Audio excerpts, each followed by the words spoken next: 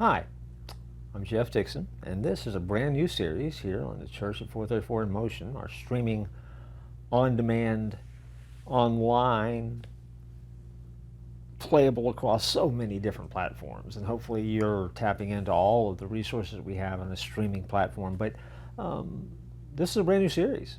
Hey, it's going to be a short series. It's going to be a microburst series, but it's designed to help you and move you along in your journey of faith. The title of the series is Sticky Stuck, and you say, well, what does that mean? I mean, what kind of weird name is that?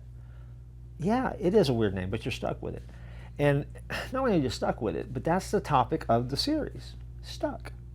What do you do when you're feeling stuck? What do you do with your stuckness?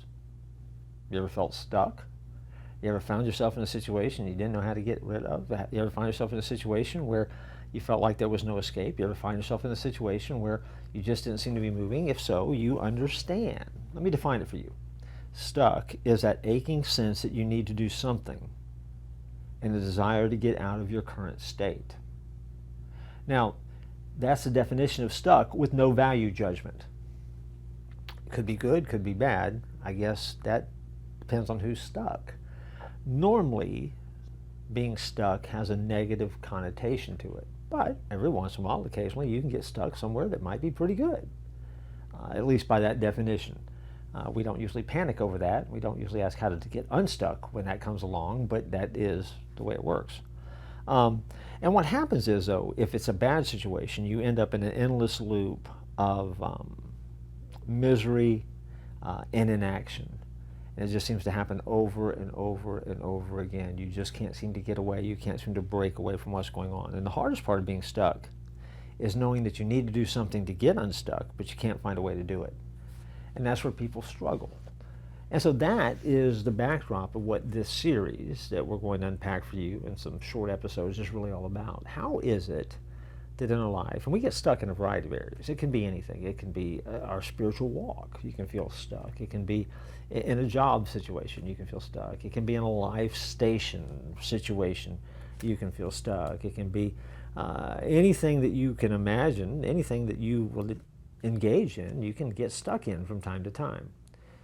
And so it's that desire that says within you, I know I need to do something and I need to somehow figure out a way to unstick myself. What am I going to do? And so the problem is that when you're starting to feel stuck, you feel an uncertainty or loss of control in the world around us. It's almost like when you get stuck, your inner gyro is still trying to spin and you're trying to go somewhere and get somewhere, but it just is now off kilter because you can't seem to actually get moving forward anymore. And it keeps us off balance. And so I want to give you two things that you can do when you're stuck that is very practical and helpful.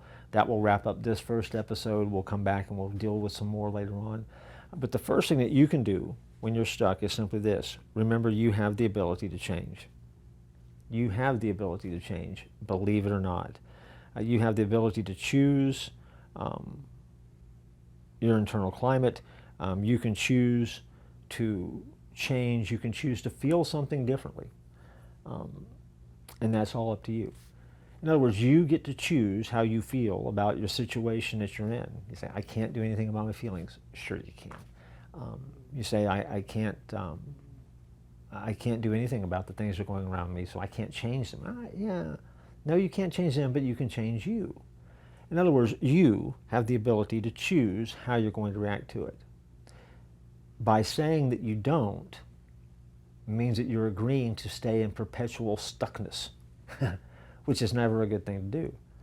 And so let me equate it to you this way. It's Jesus coming up upon the man by the pool and, asking him, do you want to get well? Seems like such a silly question. But really it's not.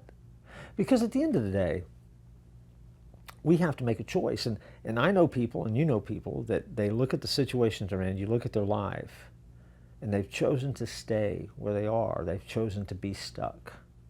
There's never any work to move. There's never any work to do anything different. They just are where they are. It's what they're used to.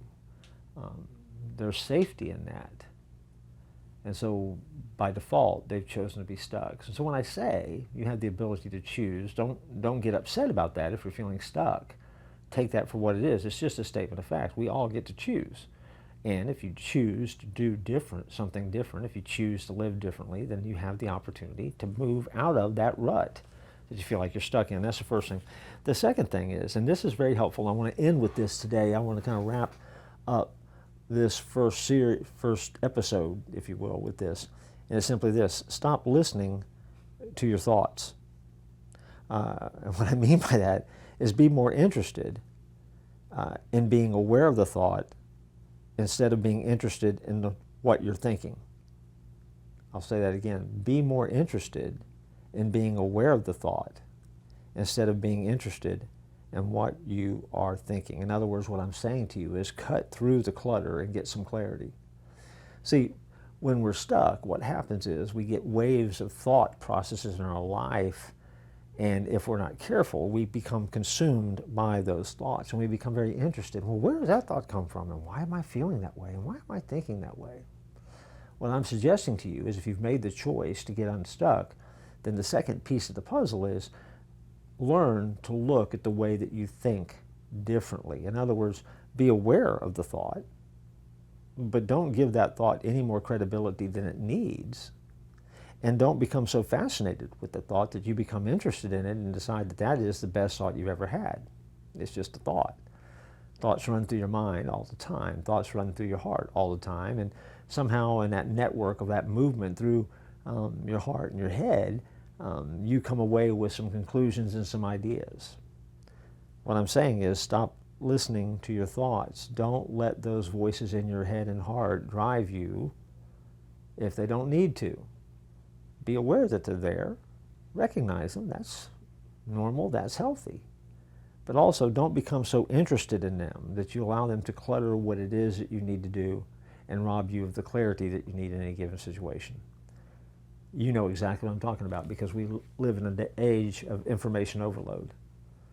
Why would we overload ourselves and allow so much information to rob us of movement? Why would we let so much information clutter our minds in such a way that we can't do anything? Some people I know will watch the news, and they watch the news so much it becomes so bad they become immobilized and they become overwhelmed by what they see. At that point, they've allowed those thoughts in to clutter them up their life so much that they have no clarity as to what to do. They just know they don't feel good. They know that they're frustrated. They know they're anxious. They know that they're stuck, and they see that there's really nothing that they can do to change anything. And so what are they going to do? And it becomes hopeless.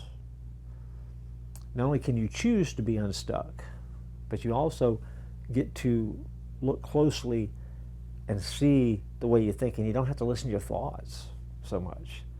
In other words, recognize them for what they are. See them for what they are.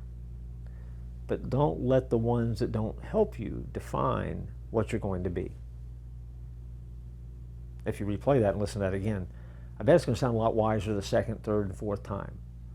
Notice I didn't say it was easier. I just said it was the second, third, and fourth time it'll sound a little bit wiser. Not because I know that much, but because, like everybody else, from time to time we all get stuck.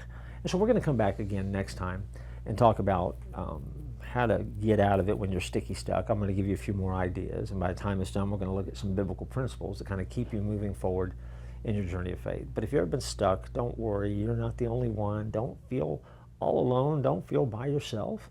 Because we're all stuck with each other. And we're stuck together in this journey of faith, and we're all trying to just get just a little bit better. And so hopefully this series is the first step in your unsticktivity. I don't even think that's a word. We'll research that before next time. Until then.